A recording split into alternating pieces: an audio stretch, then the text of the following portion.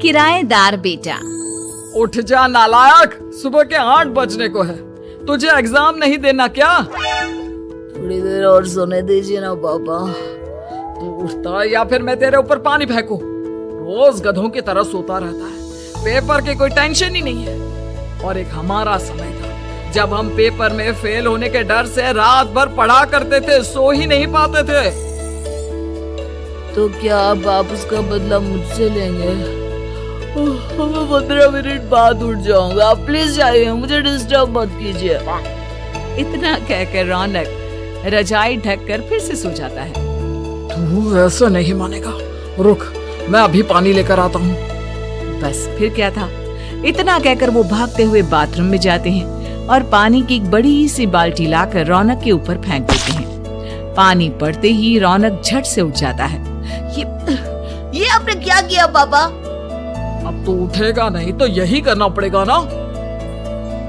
वैसे thanks dad, आपके कारण ना अब मुझे नहाने की भी जरूरत नहीं पड़ेगी। चलिए अब आप माँ से बोलकर मेरे कपड़े निकलवा दीजिए, तब तक मैं ब्रश कर लेता हूँ। वैसे कल ना आप एक काम और करना, नहलाने के साथ साथ मुझे ब्रश भी करवा देना। ये ब्रश करने में ना मुझे बहुत आलस आता है। रौनक की बातों से अरविंद का मुंह खुला का खुला रह जाता है। वो अपनी पत्नी कमला के पास जाता है और रौनक की हरकतों के बारे में बताता है, जिसे सुन उसकी पत्नी हंसने लगती है। तुम अपने बेटे को समझाने के बजाय हंस रही हो। रौनक बच्चा है, धीरे धीरे सुधर जाएगा, आप क्यों उसके पीछे पड़े रहते हो? अभी नहीं सुधरेगा तो कब सुधरेगा? 10वीं क्लास में है रौनक, वो अब कोई बच्चा नहीं रहा। अरविंद की इतना बोलते ही वहाँ रौनक भी आ जाता है। क्या डैड, मैंने आपको एक काम दिया था, वो भी नहीं हुआ आपसे। अरे क्या हुआ बेटा? माँ, मैंने डैड से बोला था कि वो आपको बोलकर मेरे स्कूल की यूनिफॉर्म निकाल दे, लेकिन मेरे पीछे पड़ने के अलावा इनसे एक काम ढंग से नहीं होता। देख रही हो कमला, देख रही हो अपने लाडली को? आप चुप रहिए जी। चलो बेटा, मैं तुम्हें कपड़े निकाल कर दे देती हूँ। बस ऐसे ही साल पर साल बीतते जाते हैं, लेकिन रौनक के रवैये में कोई बदलाव नहीं आता। वो पहले से भी ज्यादा आलसी और पूरी तरह अपने माता पिता पर निर्भर हो जाता है। 2 साल बाद पता नहीं कहाँ गायब रहता है पूरे दिन, अब तक तो आ जाना चाहिए था। अरे आप इतनी फिक्र क्यों कर रहे हैं उसकी? दोस्तों के साथ खेल रहा होगा, आ जाएगा अभी। ये कोई टाइम है खेलने का? 10 बजने वाले हैं, इतनी रात में कौन खेलता है? कमला कुछ कहती उससे पहले ही रौनक वहाँ आ जाता है। मम्मी जल्दी से गाना लगा दो, बहुत भूख लग रही है। तुम्हें तब तक खाना नहीं मिलेगा जब तक तुम बता नहीं देते कि इतनी रात गए कहाँ से आ रहे हो। ओ प्लीज डैड, अब आप एसी पे प्रद्युमन बनकर मेरे सर पर बंदूक लेकर मत बैठ जाना। फालतू की बकवास बंद कर और बता कहाँ से आ रहा है। माँ, अब समझाइए ना डैड को। बता देना बेटा, इनको भी तसल्ली हो जाएगी। आप बोल रही हैं तो बता देता हूँ, मैं दोस्तों के साथ मूवी देखने गया था, इसलिए देर हो गई। तू इन सब चीजों में मेरे पैसे उड़ाता है? कभी 1 रुपया कमाने के बारे में सोचा है तूने? जब देखो हवा की तरह पैसे उड़ाता रहता है। माँ, अब आप इन्हें चुप करा दीजिए, वरना ना मुझे गुस्सा आ जाएगा। अच्छा, क्या कर लेगा? बता ना, क्या कर लेगा तू? वैसे बात तो ठीक ही है, मैं कर ही क्या सकता हूँ? पैसे तो फिर भी मैं आपसे ही मांगूंगा ना। चलिए अब ये सब बात छोड़िए और मम्मी मेरे लिए खाना लगा दीजिए। अभी लगा देती हूँ बेटा। मैं बता रहा हूँ कमला, एक दिन ये ऐसे ही बिगड़ जाएगा। ओफो, आप क्यों इतना पीछे पड़े रहते हो मेरे बच्चे की? बात की बात में देखेंगे, अभी आप शांति से उसे खाना खाने देंगे।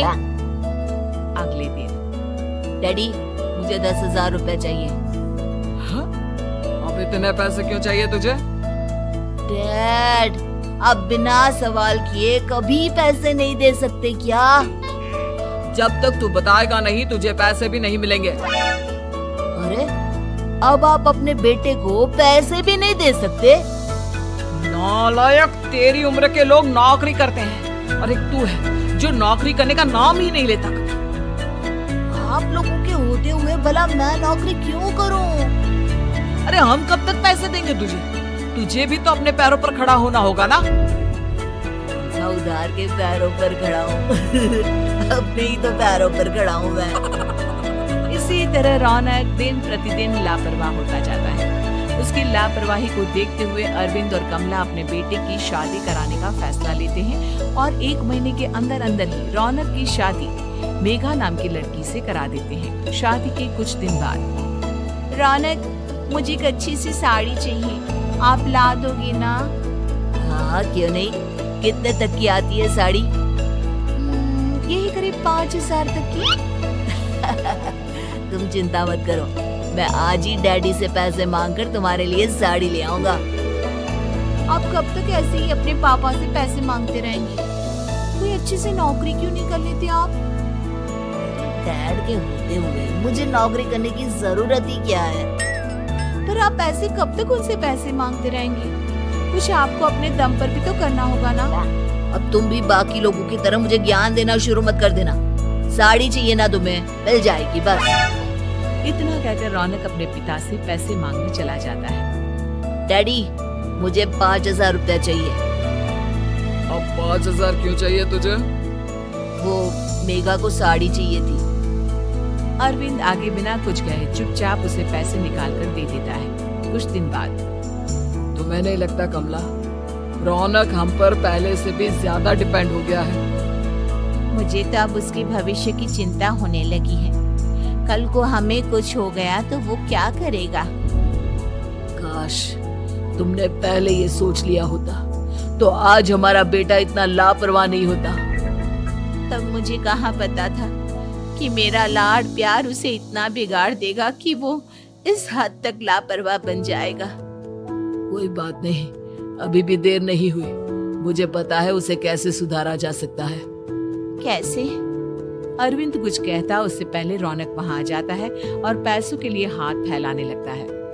डैड, मैं और मेघा बाहर घूमने जाना चाहते हैं। वाह, ये आज सूरज कहाँ से निकला है? Dad please. अच्छा चलो अब मुद्दे की बात करो। मुझे अब 25,000 चाहिए। अब तुम्हें 1 रुपया भी नहीं मिलने वाला। अगर तुम्हें पैसों की इतनी ही जरूरत है तो कोई ढंग की नौकरी कर लो। मम्मी, आप कुछ कहिए ना डैड को।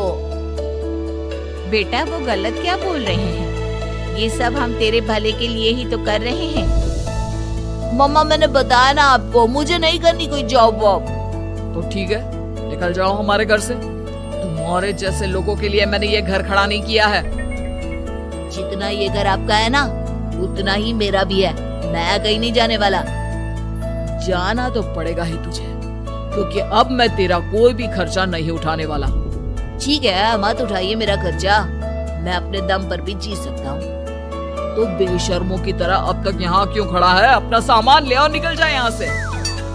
रौनक पैर पटकते हुए वहां से चला जाता है। घर से निकालना जरूरी है क्या उसे? बिना पैसों के कौन रखेगा उसे किराए पर? अगर उसका भविष्य सुधारना है तो हमें अपने दिल पर पत्थर रखकर ये कदम उठाना ही होगा। दोनों बात कर रहे होते हैं कि रौनक अपनी पत्नी के साथ एक बड़ा सा बैग लेकर घर से निकल जाता है, लेकिन घर से बाहर उसे कोई भी मुफ्त में अपने घर किराए पर नहीं रखता। अंत में थक हार कर वो फिर से अपने घर चला जाता है। क्या हुआ? थोड़ी देर पहले तो दहाड़ते हुए घर से निकला था, अब क्या हुआ? नहीं रखा ना किसी ने तुझे किराए पर? डैड प्लीज, मैं कुछ दिनों में कोई अच्छी सी नौकरी शुरू कर दूंगा। आप तब तक तो हमें रख लीजिए प्लीज। सुबह से रात हो चुकी है लेकिन कोई हमें रखने को राजी नहीं है। अब आप ही बताइए, इतनी रात को मैं मेघा को लेकर कहाँ जाऊंगा? ठीक है, बहू की वजह से मैं तुझे घर पर रख रहा हूँ, लेकिन तू इस घर में एक बेटे की नहीं बल्कि एक किराएदार की हैसियत से रहेगा। 3 महीने हैं तेरे पास। इन 3 महीनों के अंदर अंदर मुझे तेरी पहली तनख्वाह हाथ में चाहिए, समझ गया? पक्का डैड, इन 3 महीनों के अंदर अंदर तो कोई बढ़िया सी नौकरी ढूंढ ही लूंगा मैं। ऐसे ही धीरे धीरे समय बीतने लगता है और अरविंद के दिए 3 महीनों में से 2 महीने बीत चुके होते हैं। पापा जी ने हमें 3 महीने दिए थे जिसमें से 2 महीने तो बीत चुके हैं। अब ये आखिरी महीना बचा है। अरे तुम चिंता मत करो, आज मेरा ना 2 जगह इंटरव्यू है, दोनों में से कहीं ना कहीं तो जॉब लग ही जाएगी। अच्छा, all the best. Raunak interview के लिए निकल जाता है, जिसके बाद शाम में रौनक घर आता है। कैसा गया इंटरव्यू? आपकी नौकरी लगी या नहीं? अरे पहले सांस तो ले लेने दो अच्छे से। बताइए ना, मुझसे तो जरा भी इंतजार नहीं हो रहा है। वो दरअसल बात यह है कि मेरी नौकरी तो लग चुकी है, लेकिन पैसे बहुत कम है। कितने पैसे हैं? 15,000। इतने में अरविंद और कमला मिठाई का डिब्बा लेकर आ जाते हैं। बधाई हो बेटा। हम जानते थे तेरी जॉब जरूर लगेगी। लेकिन मेरी सैलरी बहुत कम है मम्मा। कम है तो क्या हुआ, धीरे धीरे बढ़ जाएगी। हाँ बेटा, हम तो बस चाहते थे कि तू अपने पैरों पर खड़ा हो जाए। मतलब अब आप मुझे घर से नहीं निकालेंगे? नहीं, ये सब हमने तुझे जिम्मेदार इंसान बनाने के लिए किया था। Thank you mummy papa. अगर आप दोनों ऐसा नहीं करते तो मुझे कभी अपनी जिम्मेदारियों का एहसास तक नहीं होता। आज आपने मुझे सिखा दिया कि इंसान का अपने पैरों पर खड़ा होना भी जरूरी होता है। इतना कहकर रौनक झट से अपने माता पिता के गले लग जाता है और अपनी कमाई की पहली तनख्वाह वो अपने माता पिता के हाथ में सौंपता है। इस तरह रौनक एक गैर जिम्मेदार व्यक्ति से एक जिम्मेदार व्यक्ति बन जाता है।